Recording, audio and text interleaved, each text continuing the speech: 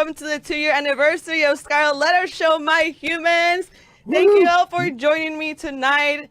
It's been such an amazing road being here doing this show for the love of music, community, the people, the love for nightlife, because it's so needed right now, especially during this time. So we're all kind of struggling, feeling a little down. But this is a space for self-expression, a space for love. And I'm just really, really grateful for all of you that have been supporting this past 2 years.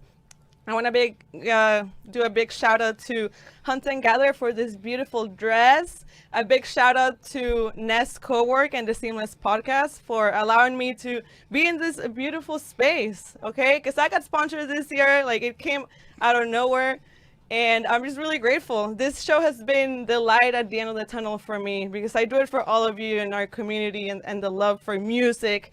And what better way to celebrate the 2 years than with the one and only Reynolds. Thank you, Scarlett. Thank you for having me. Congratulations on the 2 years. That's awesome. Yeah. And I know you're going to have a great success in the future and now, hopefully. Thank you. Yeah, I feel so honored to have you here, to be honest. Oh, and I'm, thank you. Take this off because like it's a little too red for me. Like I don't want to get a headache. Yeah. It's been amazing, and it was one of my goals to have you here on the thank show. you. So it's like it's like a dream come true. Well, it makes me happy that I can make your dreams come true. If it's that easy, I'm willing to do it. All right, there you go.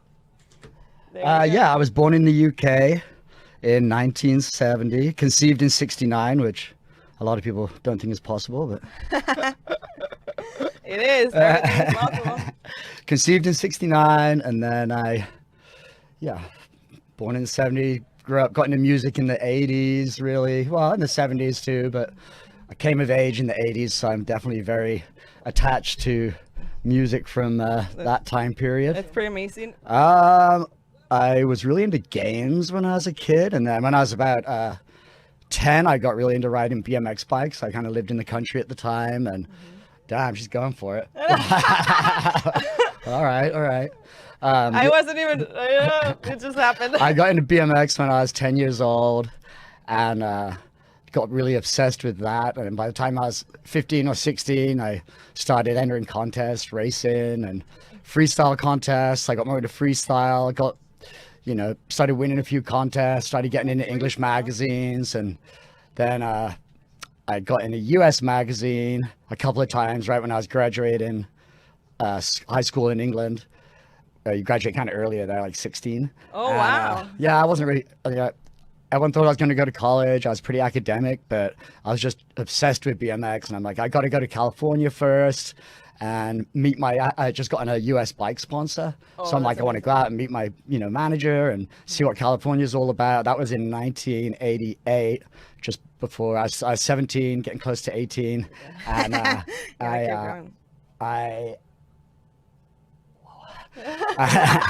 I came for a month on vacation, and that was what, 32 years ago. Still here. Wow. Oh, look at that. I was about 3 there, I think. No, 3 or 4. Yeah, maybe three. So were you always... I didn't like dressing like a kid. I'd never wear like colorful t-shirts and stuff, which is ironic because I like to now. I always tried to dress like an adult. I don't know why. That's interesting. For me, like it was the other way around. My mom will want to dress me up with like super colorful outfits or make me look super girly. And all right. That's me and my mom. I was about 2, I would say there, 2 or 3. She was hot. Yeah. You wanna pop this? Sure. Popping the champagne. Popping the champagne. Champagne. Yeah. So Congratulations. we're gonna. Woo! That was pretty epic. So see, ease the nerves a little bit. Yeah. Now that we don't have to worry about this, like, Yeah. okay. So tell me about the time that you fell in love with electronic music. I know that it was after a Depeche Mode concert. I went to. I had a pretty bad bike accident in '89, and I had to go back to England to recuperate. And I started, going out, doing a little bit more clubbing, and I was always into music. I was going out to see like a lot of live bands at the time, and then my friend talked me into going to see Depeche Mode with him on their Violator tour in I think like 91 or 92, I think 91. And I took my first my first hit of acid at a Depeche Mode concert, and I'm like, wow, electronic music's actually pretty cool. Yeah. Wow. And you know, the first acid trip is always it's always a blast, right? Oh yeah. How have you been able to, you know, open up different portals with Yeah, I just broke my glasses.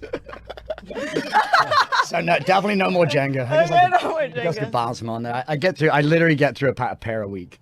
Oh my God. Usually sit on. So that's why I think BMX was such a good learning thing for me, because I skipped college and the career thing, and was able to make a career out of riding BMX bikes for a while until I hurt my body too bad, and the industry kind of fizzled out for a while. But at least it taught me that you should always try and do what you love. And that was your first gig as an entertainer.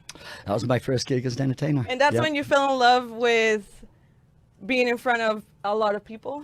Yeah, it was difficult at first, actually. I was like kind of a nervous kid. I was never really in the school plays. Or if I was like playing the triangle in the band or something, so I had to sit right at the back, and didn't really like performing in front of people. But then, from riding BMX, when I realized I was pretty good at it, then it became easy. Then you're like, okay, this is what I like. Yeah. And how is it that you transitioned to DJing? How did that take you there? Well, like I said, I was always into music, pick out music for your shows. And then I had a bad accident. I broke like every bone and tendon that held my foot onto my leg. It's like pointing off to the side. And I had to go back to England to recuperate for a while. And I started going out to nightclubs and getting more into partying. And and then I think that's just like, for me, it's like I can't really be into things as just a passive like observer or spectator. It's like I have to actually be doing it, So I just got more and more into DJing, but at the same time I couldn't really make a living doing that, so I was also doing graphic design. Oh yeah, you were telling me about that earlier. Yeah, I did that for a while. You interviewed Zoe, but not long after Zoe and I got together in the 90s, and we just had a baby. She got a job with Fox Motocross as their designing their sportswear line that she basically launched for them. And we moved up to the Bay Area, and then a year later they hired me to design their BMX and mountain bike line. So I never went to school for that, but I got to kind of learn on the fly, and we both did that, both did the career thing there for a while. And again, just like, it was a great job. I worked in like an amazing design department with amazing people. We got to travel, but I was still working for someone else, Yeah. And then when did you decide to just work for yourself? Where was the time when you're like, you know what? I just want to do my own thing. Yeah, well, we had to move up to the Bay Area when we were working for Fox, and then Zoe ended up leaving Fox to work for BB, making decent money at the time, but we just realized that our time was just all work, and we ended up deciding to move back to San Diego. And then we were here for a few years, and we had the opportunity to open Hunt and Gather. And so we did that like 10, 11 years ago, maybe 12. I think 12, right? Jeez. And not long after we started doing Hunt and Gather, that's when I started Desert Hearts. I was already doing a night called Moonshake in San Diego. I'd done numerous nights here, trying to keep the vibe alive. And at that time, we were doing a night called Moonshake with Marky Quark and Bob Dazzler, two amazing local DJs.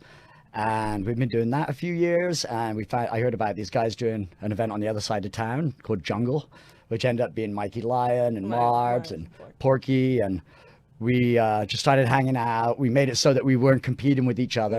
Collaborate. Which I think is always really important for like local like companies. It's like, what's the point? Especially somewhere like San Diego. It's like you gotta help each other. We're gonna help each other. And so we did. We started helping each other, and then we decided to. We were playing a lot of events together, like a lot of desert parties. We'd be on the same lineup, and we were always kind of frustrated by the flow of the music. And we were just like, I think we could do this better, ourselves. And, what didn't you like about those events? there just seemed to be no flow to the music. It would be, we were playing what we loved, which was like, house and techno. And then, you get the crowd going and then they'd put on like a down tempo DJ after you. Oh, yeah, or you're some right. psytrance DJ or something totally off kilter for us anyways. I mean, and so we decided to throw a renegade desert party that was all house and techno. That was in 2012. And like the odds were against us. The weather was terrible. Our sound system didn't show up the first day. Oh my God. It was like sub-zero. It was below freezing, like at night into the morning, which is rough for like Californians. Wow. Like a lot of people. We can't handle that. Okay. No, a lot of people weren't prepared. So it like, forced everyone to like really form this strong bond. There were only a couple of hundred people there, but those couple hundred people have become like our Pile Palace crew, which is our Burning Man crew, and have just, become some of the core people in Desert Hearts. And the next one, it went, it didn't seem like a success. We didn't make any money. There weren't that many people, but like a lot of people were talking about it, and we're like, well, let's do another one. We did another one 6 months later, and it was like 800 people.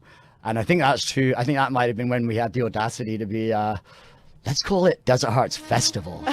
Like, How do you come up with Desert Hearts? it was just all, Because just all the of us hearts on the collaborating. dance floor in the desert.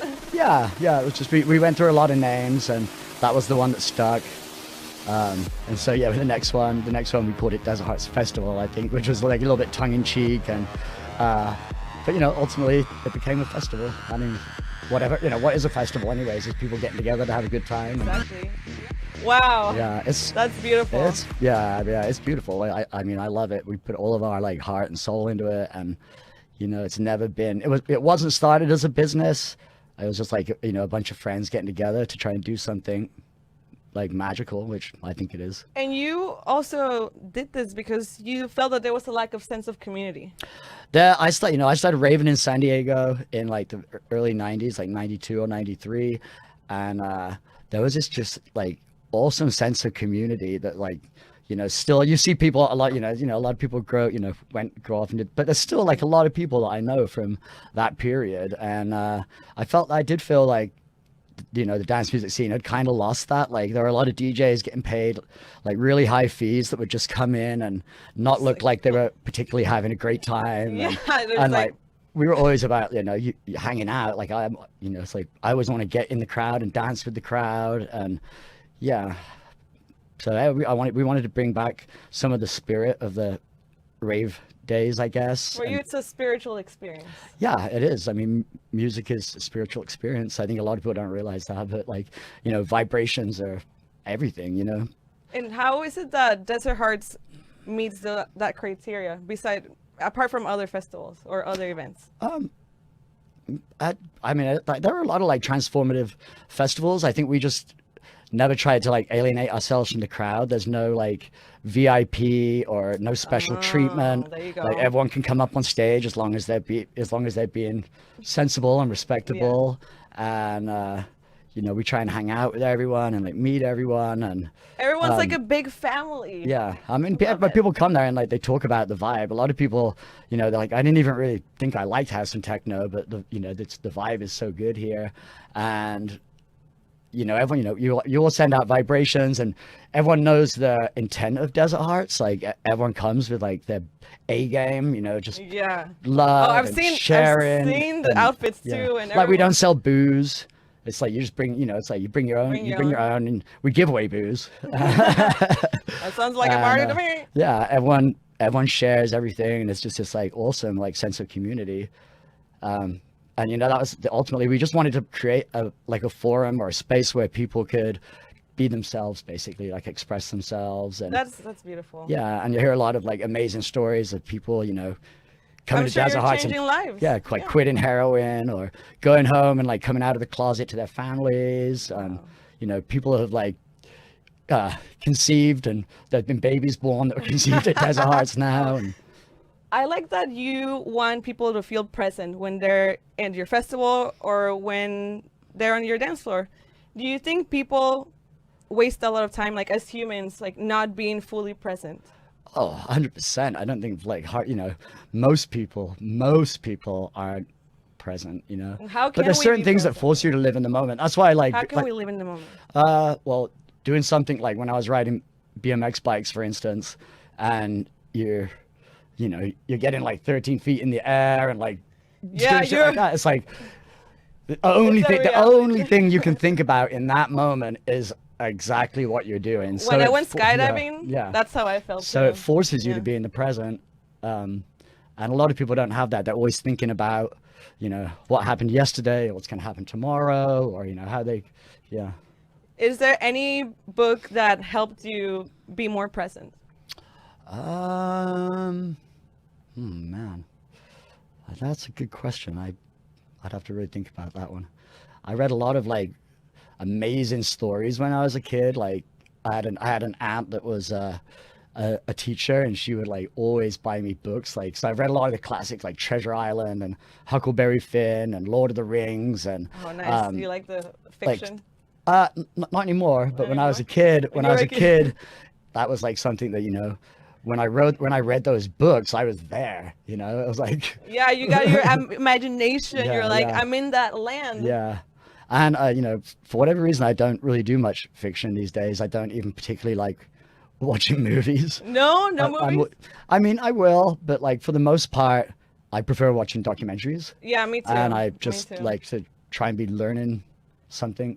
Something new every And day. that's It's not to true. say you can learn stuff from fiction, obviously. Yeah. So, When did you decide to quit your 9 to 5? Like, when was the time when you're like, okay, I can just go full force? it was about 6 years ago when Desert Hearts, like, finally, we got a manager, we got an agency, and we started being on the road like every weekend. That's fun. That's so much fun. And yeah, decided it was time. You were like, that's it. Yeah. This is the time. Yeah. And tell me There's about. some transition. I did the graphics for Desert Hearts for the first I was just few gonna ask years. you about that because I Yeah, keep yeah. looking at the logo. You created that logo. Yep. It's perfect because it's Yeah, like sure, it looks like a key, but it's also DH. Yeah, I should have bought a necklace, but yeah, it looks like DH. I was messing around with like squishing them together, and then I was like, and then this one of our designers we work with, Burke, who did this cool psychedelic, Oh, I love. drippy version. I which- love the yeah. psychedelic. Yeah. That's pretty cool. I see Desert Heart necklaces everywhere I go. Yeah, I Those mean- necklaces are lit. Yeah, I don't know how many we've given out. 50,000 more. I don't know. 50,000. That's a lot. I've heard of people meeting like in places like Thailand and like seeing someone with a Desert Hearts necklace and being like, oh my gosh, Desert Hearts, and then they'll end up like traveling together. That's beautiful. You're 'cause- bringing people together. That's the beauty of it, and that's why I love going to festivals and events because you never know who you're gonna meet. You never know Right. if you might meet either the love of your life or your best friend for life, or who knows. Yeah. And it's just a way to be free, Yeah. a way to just be one with everyone. Yeah, I read a pretty awesome book a few years ago. It's called something like Everything You Need to Know About Business from the Grateful Dead or something like that. And, obviously, we're not on that scale, but there was definitely a lot of similarities about the way they did things, and they tried to be really inclusive to everyone in their business. Take notes. Take notes. And they didn't view the crowd. They didn't really view the crowd as like separate from the band because they realized that like without the them, crowd, there's like, no band. There's no band. Yeah. It's You're like right. so yeah. Without people coming and dancing at our shows, there's no Desert Hearts. You can't be a DJ without. It's like everyone. It's everyone's part of it. It is. And you usually take a larger than life persona when you're performing. Are you Lee Reynolds all the time? Are you 90% Lee Reynolds or are you 20% Lee Reynolds? Like, what is like, or what are you outside of that spectrum? Like, are you always like this? All that energy, all that vibe? I have my ups and downs, but I can usually like find the energy to, do what I need to do in the moment. There's obviously sometimes when you're on tour all the time when you're doing like several shows a weekend. There's sometimes you gotta like really pull it out of your wherever like, all right, it comes from. But once you get going, once I start playing and once I'm like doing the music, it's like something changes, yeah. and maybe it does make me be a little larger than life. So, Do you want more drink, by the way? yes. Like, all right, this is getting juicy. Wow. Yeah. Okay, so I think it's time to look at some of your pictures through the years. You're down Okay. to do that? Oh yeah. Oh, look at that. Yeah. Always happy with the way things are going. Where is that from? That's from London. London in about 1986, I would say. I was 15 or 16. Well, 16, I would say, because it looks like I just got sponsored by Hutch, which was the bike sponsor that I had from the US. And I guess, I know, it's funny looking back, people always said that I had a positive vibe, I guess. So didn't you say you were a little shy before? When did you come out of your shell? Probably around about that time when I was 15 or 16, and I started, competing in contests and having gave you a lot. pictures in magazines, and That's what gave you the boost. yeah, Okay, let's I think look so. at the next one. Look at that. You look like you're a raver from the 90s. I was like, I absolutely was. That was, I think, probably at 90, maybe 93, 94, something like that. Those overalls, that was a look back then, the baggy. Not Yeah, no more. loved Now the we wear overalls, pasties. love the shave head, the goatee. I'm so ready to shave my head again, honestly, but like people recognize me from like. I know, like, who's that? Or like, I wish I could do that again. That's when I had like little dreadlocks. Yeah, look at that. That was when I started riding for Haro Bikes, which is a big bike company here in the U.S. that in San Diego that have, always been good to me and supported me. And I just got a new bike from them actually that I'm itching to take to the skate park. Oh Whoa, yeah. Robert Smith vibes. Yeah. I know you're a fan of Yeah. The Cure. Oh my Is that where gosh. you got the look from? Oh my gosh, yeah. Yeah, I'm so into The Cure, and I was literally obsessed with them at that point in my life. I mean, I still am. I still go to see them whenever I can. Zoe and I saw them in Mexico City last year. Yeah, she which was telling me about the amazing. time that you guys met him in person. I didn't, but Oh, it was her? Zoe's met him twice. Oh, Yeah. that's cool. I love the look. And You like, know- I hadn't really, at that point in my life, I hadn't really discovered truly being myself and like how cool that was. In fact, it took me like way too long to figure that out. Like, not until I was really in my 30s that I stopped, really like caring so more- much about what other people thought and just started being myself, and, felt so much better. And it Yeah, worked that out makes for me. So, Oh, oh that's you yeah, and that's Zoe and Zoe. I at Symbiosis Fest. We had this whole thing. It was so hot. It was so ridiculously hot. And so we decided that, I don't know, we came up with this thing, freezing gold. We're freezing gold. I love it that I love how you play with your outfits too, and you're so free and you do whatever you want. I think that's Especially at beautiful. festivals like that, because I think that's the thing, is like it's a time that you really can, express yourself. And Yeah. I'm not scared to wear makeup. I and- love it. Let's look at the next one. uh, Lee. Wow, magical. spiritually. Spiritually. Where was this taken? That was taken. We opened a shop in LA for a while called Black Rainbow, and it turned out we really didn't have the bandwidth to keep doing it. We decided to focus on Hunt and Gather and Desert Hearts, and that was taken in the shop there when we were working on it, and we just gotten some new clothes in that I was modeling, Look at the messing next around one. with. Oh wow, you really dug deep for that one. That one is it's from Burning Man. Living my best life, Living your best feeling life. the moment. A minute experience. What's like the deepest thing or like the most important lesson that you learned from taking psychedelics? Well, that 5-MeO DMT experience was incredible because I felt like I was really ready for it. I didn't like resist it. I just like let go. I didn't really have any regrets at the time, so I wasn't really fighting anything. So I just felt like it just took me to like this. You were ready for it. I was just let go, and like I felt like I was just like at the source of creation, basically, and it's like maybe like at the gates of heaven, some people might call it, but just like You were it's in like the you perfect saw the light, the perfect yeah. frequency, it's perfect Wow. everything. Like the fact, like in that moment, like I knew like everything that had happened or would happen. You're like, but like almost like you're in the, if you know about like the Akashic field or like this, like the, and I just like after that, I just felt, and I mean, I felt like a different person. It's like almost like you're reborn. And when I came out of it too, like I did it in a like a little ceremony with people holding space for you and like someone leading the ceremony. And like some, you know, a lot of people threw up, a lot of people looked like, a lot of people, some people cried, some people this, and then I get like, I came out of it and I was like, was I screaming "fuck yeah"? And the dude's like, "Fuck yeah!" Like, Yeah, I was just like, "Fuck yeah!" Yeah. you were ready for it. You were in the right mindset. I was, but then also when I was in my early 20s or mid to early 20s, I was reading, you know, the Archaic Revival and some other Terence McKenna books, and I had gone me and my buddy had gone to see Terence McKenna talk a couple of times.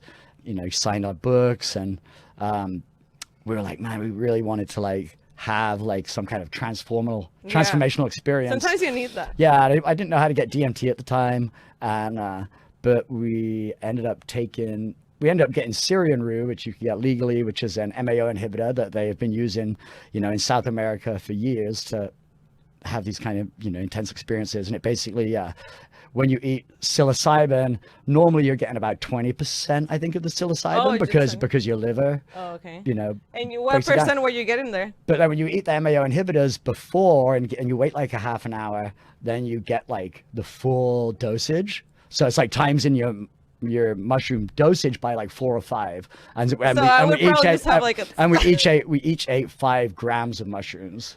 So it was like supposedly equivalent to eating like 20 or 25 grams of mushrooms. So we got more questions. What life tip would you tell your younger self if you could go back in time? I guess, like I said, to be yourself, like, yeah, have more confidence in yourself. I wasn't very business minded, I guess, at the time. I kind of got like, I could have probably done a lot better for myself and a lot of people that are like artistically minded aren't, I don't think, and that's why it's that's where I'm at right now. Yeah. Oh my God, that's the boring part. I just want to be creative. I don't want to do business, but you kind of have to. You gotta learn. You gotta learn. So which is funny because in school I was really good at like economics and like nerdy stuff like that. And, not me. But I was able to to physics and algebra. Yeah, I was able to let go of it pretty easily. And what do you want to be remembered for? Making people happy. Maybe, you know, I would ultimately, I know I'd love to, you know, just change the world in some way for the better, and obviously for DJing and music and just being a good person if I can. Yeah, you're already doing it. I'm doing my best. Okay, and lastly we have the Scarlett letter. Oh, we got the drum roll. Perfect. Whoa. You're gonna pick an envelope, open it, and answer the letter inside. All right. Middle. Yes. Always the middle. Always the middle every time. Look at that, sealed with wax. Yeah. Nice. Let's see. It's now more I have to put my broken glasses on. What's the most imaginative insult you can come up with? Wow, that's a tough one because I don't like insulting people. Yeah, me too. You're useless. I don't love you. You're pathetic. I don't know. Okay. I hate you. I don't know. That's how you know he doesn't like insulting people. I don't want to say it. Yeah, it's okay. Me too. Yeah. It's okay. I love it. Yeah. I have a present for you. Wow. Before we end the show. Cool. You can open it. All right. Dun, dun, dun. Nice. Cool. Thank you. Scarlett letter. Yes. Happy 2-year anniversary. Thank you so much. There's a couple more things in there. Oh. Yeah, we're going still more. Some stickers. Yeah, stickers. Oh, cool. And a necklace. Yeah, that's like special edition. I'm actually going to be selling these eventually. Cool. Yep. Nice. Got all the promo. You're on top of it. You're killing it. Thank you. Thank you so much. I'm ready to take it to the next level, and I appreciate your support. Whatever I can do to help you, I'm all about it. Thank you so much. and for being here. And thank you all for that been watching, that been sticking in the show. And I love y'all. Thank you so much. Really, I'm so happy to be here. And it's going to be fun. Now it's time for some music. Yeah, I'm going to do a mix for you guys, and then I'm going to head home to start my stream at 10 p.m. on Twitch TV. Twitch TV /Desert Hearts Records. Memorex is going to be my guest tonight. Oh, are you ready for some dancing, people? Yep. Right now, we're just gonna see what has been happening in the past 2 years, and then we're gonna go straight to the mix. Thank you all. Thank you, Lee. Thank you. Woo. See ya. Mm-mm.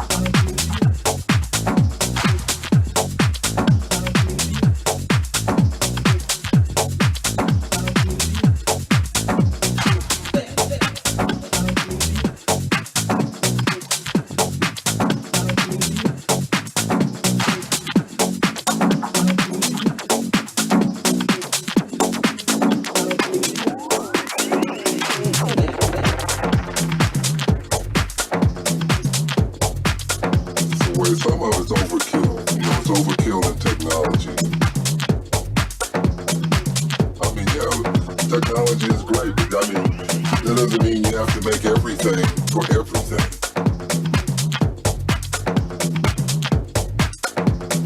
You know what I mean? Just because you can do it doesn't mean why should you do it?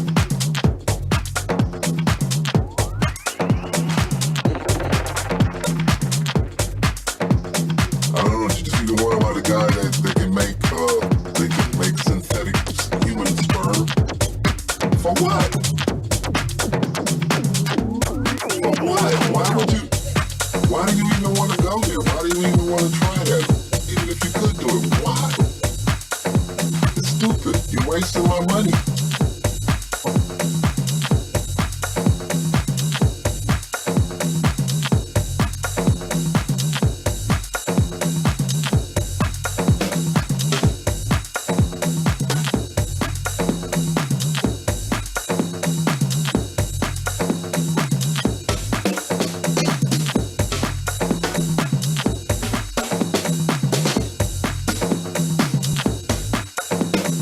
You make us sound like dinosaurs.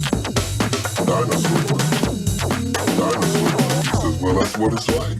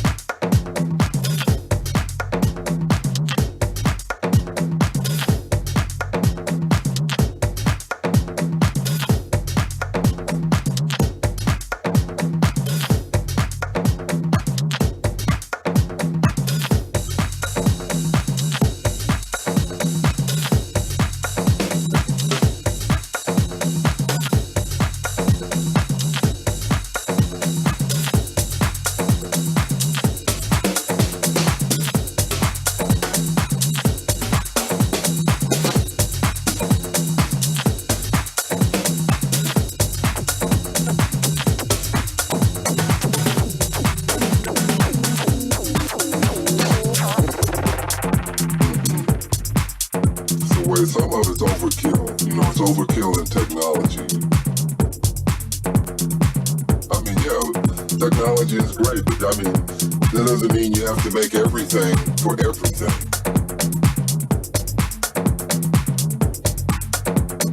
You know what I mean? Just because you can do it doesn't mean why should you do it?